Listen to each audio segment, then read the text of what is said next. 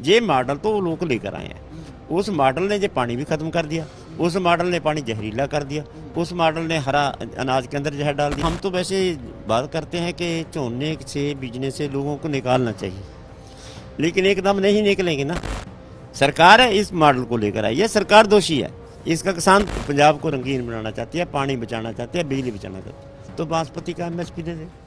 पंजाब एक कृषि राज्य है और अगर हम पंजाब की बात करें तो लगातार जिस तरह से पानी की कमी पंजाब के अंदर हो रही है, सरकार लगातार क्रॉप डाइवर्सिफिकेशन को लेकर है, किसानों को प्रेरित कर रही है। लेकिन अब नया इशू जो उठकर सामने आया है, जिसमें जो चावल है, चावल की जो सीधी बिजाई है, उसके समय में 4 जोन्स में पंजाब को डिवाइड किया गया है। लेकिन जो किसान जत्थेबंदियां हैं वो इसको लेकर नाराज है। इस वक्त हमारे साथ भारतीय किसान यूनियन उग्राहां के प्रधान जोगिंदर सिंह उग्राहां हैं। उग्राहां जी, मुद्दा क्या है, क्या चाह रहे हैं? क्योंकि अगर हम सरकार की तरफ से बात करें, 4 जोन्स में जो चावल की बिजाई है उसको लेकर है, उन्होंने टाइम जोन पंजाब के अंदर दिया है।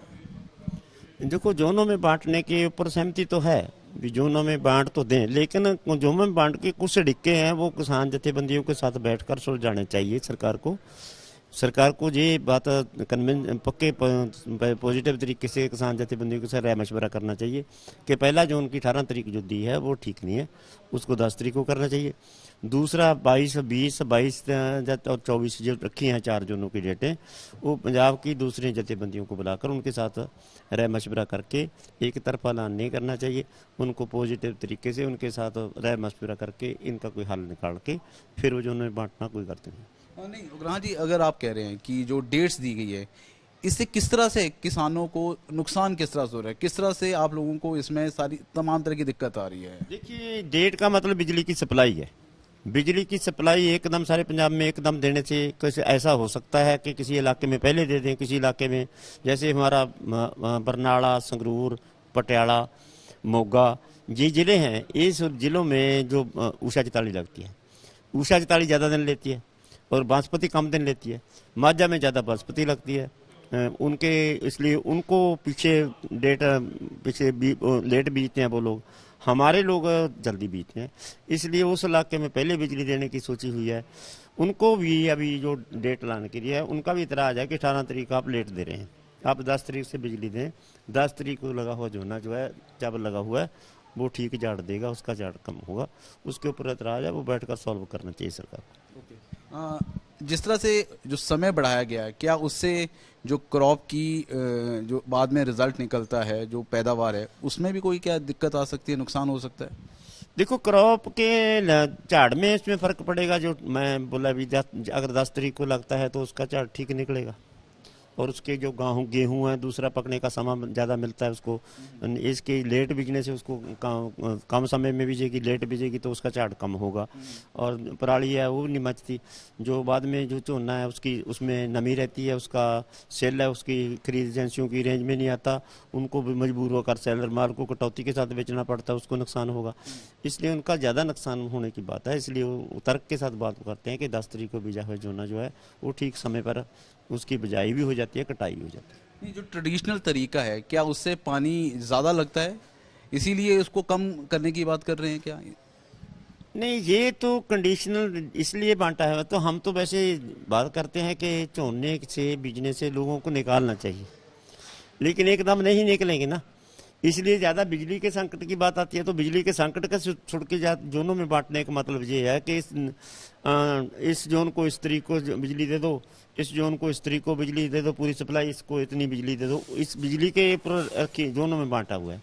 इसलिए झोने की लंबाई का मतलब यह है भी, इधर 10 तारीख को शुरू हो जाती है तो यहाँ पर इतनी तारीख को शुरू होगी, दूसरे जोन में इतनी को शुरू होगी, दूसरे जोन में उतनी भी शुरू होगी। वो एकदम ज़्यादा लोड पड़ने की सरकार का तर्क है भी, वो ऐसे सोचते हैं। इसलिए उनको बिजली अगर लेट देना है, बिजली का डिफरेंस पाना है, कितना नहीं पाना, कितना किस इलाके को क्या प्रभावित करेगा, ये सारी की बातें जथेबंदियों के साथ बैठ के सेटल करनी चाहिए। उसके साथ साथ अगर हम सरकार की तरफ की बात करें या फिर हम एक्सपर्ट्स की बात करें, वो ये कह रहे हैं कि ज़्यादा अगर जो चावल लगाने से एक तो जो पानी का लेवल है वो भी लगातार कम होता जा रहा है, इसीलिए क्रॉप डाइवर्सिफिकेशन की तरफ प्रेरित कर रहे हैं। तो पानी को फिर कैसे बचाया जाए, उसको लेकर क्या आप क्या तर्क दे रहे हैं? अरे भाई, हम तो ये तर्क दे रहे हैं भी, ये लेट, इतना लेट क्यों? ये तो बहुत देर पहले सोचना चाहिए था। जी तो आज 30-35 साल पहले जब हरी क्रांति आई है उस समय क्यों नहीं सोचा। ये मॉडल जब लेकर आए वो किसान तो लेकर नहीं आए। ये तो ये फोर्ड फाउंडेशन के चेयरमैन है जो स्वामीनाथन जो अभी भी हैं, ये तो उनकी कार्ड है, वो लोग लेकर आए हैं इनको मॉडल। वो तो मॉडल हमारा हमने तो मांगा नहीं था। हम लोग तो पहले दूसरी फसलें बीजते थे, कोई झोना, नरमा, कपास, मूंगी, मोठ, तेल, हम तो ऐसी फसलें बीजते थे पहले। वो बाजरा वगैरह होते थे इधर, मक्की वगैरह होते थे, अरे ये फसल मिर्ची वगैरह भी होते थे। ये फसल तो किसी ने मांगी नहीं थी, उनमें पानी लगता नहीं था, इसलिए पानी की कुछ समस्या नहीं था। पहले हमारे हैंडपंप से पानी लेते थे हम लोग। 3 पावर की मोटर जहाँ पर थी अभी 30 पावर की होगी। ये मॉडल तो वो लोग लेकर आए हैं। उस मॉडल ने ये पानी भी खत्म कर दिया, उस मॉडल ने पानी जहरीला कर दिया, उस मॉडल ने हरा अनाज के अंदर जहर डाल दिया, उसने पूरा केमिकल की बरतों ज़्यादा होगी, इसलिए सारी की खाने बड़ी वस्तुओं में जहरीली हो गई हैं, उससे बीमारियां बढ़ गई हैं। ये मॉडल वो लोगों का लेकर आए, ये किसानों ने पानी खत्म नहीं किया, उनके मॉडल ने खत्म किया। यानी फिर इस मॉडल के लिए कौन जिम्मेवार है? क्योंकि अब आरोप तो किसानों के ऊपर लग रहे हैं। आरोप किसानों के ऊपर लग रहे हैं, दोषी सरकार है। सरकार है इस मॉडल को लेकर आई है, सरकार दोषी है, इसका किसान दोषी नहीं है।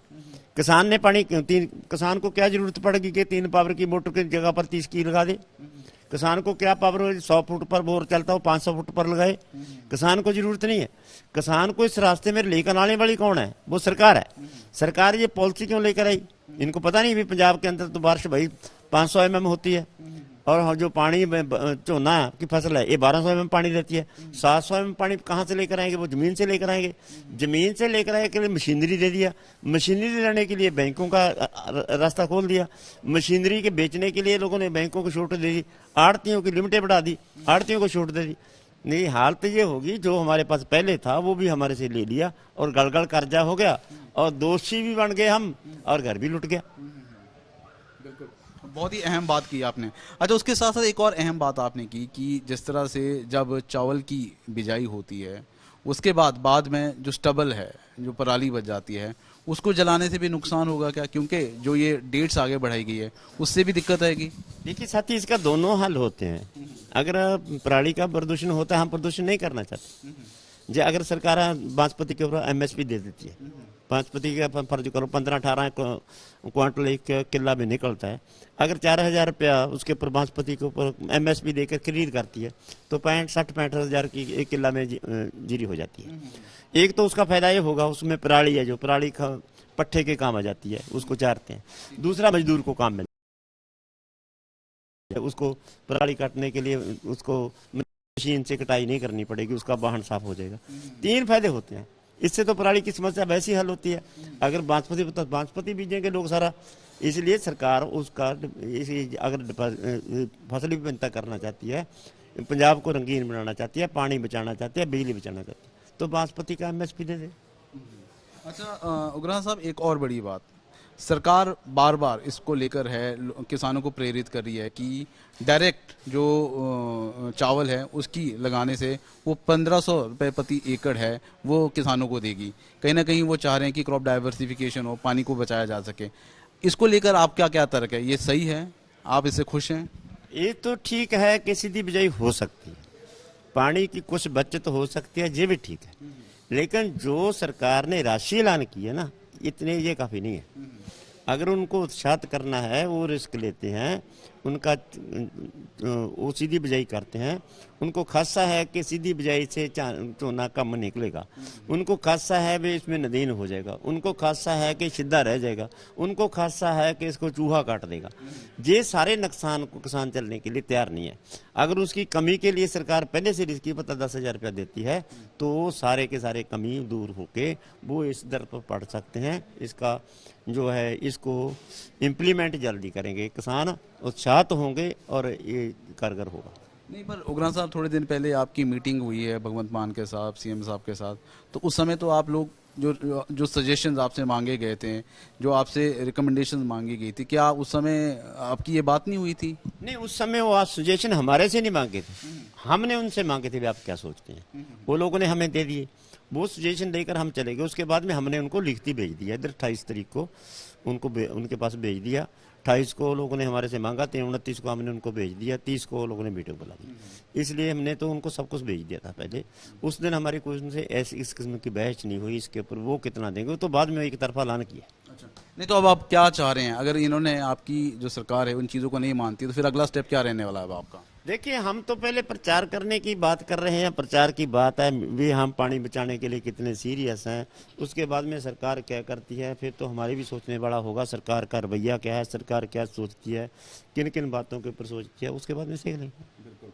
तो ये थे हमारे साथ जोगिंदर सिंह उग्राहा। साफ तौर पर बहुत से अगर हम बिंदुओं की बात करें, तमाम चीज़ों पर बहुत ही बेबाकी से बात की और ख़ासतौर पर उनका कहना है कि पंजाब के अंदर पानी किसान भी बचाना चाहता है, उसके साथ साथ जो वातावरण है उसको भी किसान बचाना चाहता है। लेकिन जिस तरह से तमाम चीज़ें किसानों के ऊपर थोपी जा रही है उससे किसानों को नुकसान होगा, ना सिर्फ चावल की पैदावार में बल्कि उसके साथ साथ बिजली, पानी और तमाम चीज़ों का संकट भी किसानों को ही झेलना पड़ेगा। वीडियो जर्नलिस्ट गिरीश दुर्गापाल के साथ ललित शर्मा।